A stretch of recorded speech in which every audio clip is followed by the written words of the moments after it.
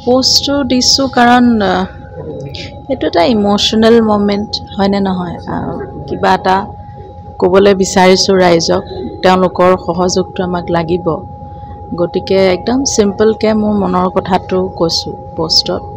আৰু ৰাইজৰ মনোবলটোৱে আমাৰ সহায় হ'ব তো ৰাইজ যাতে ভাগি নপৰে যাতে আমি ভাগি নপৰোঁ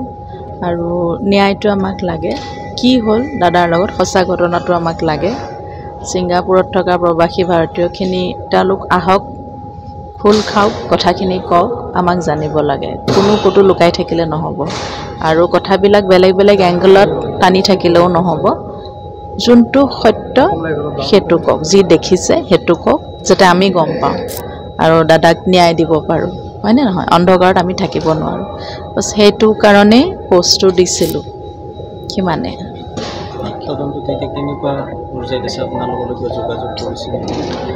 তদন্ত তেওঁলোকে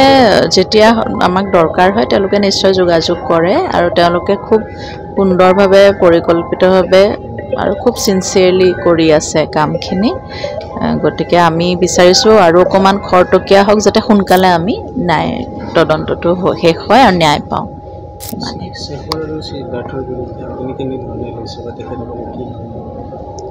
মই ল'বলৈ একো নাই এইটো আপোনালোকৰ চবেই দেখিছে আৰু ভিডিঅ'ত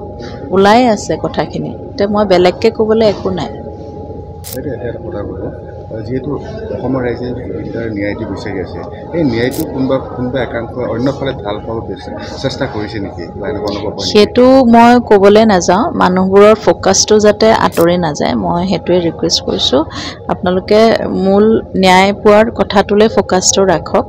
আৰু তেতিয়াহে তদন্তটো সম্পূৰ্ণ হ'ব সোনকালে নহ'লে বেলেগ বেলেগ ডিৰেকশ্যনত নিলে এইটো বহুত দীঘলীয়া হ'ব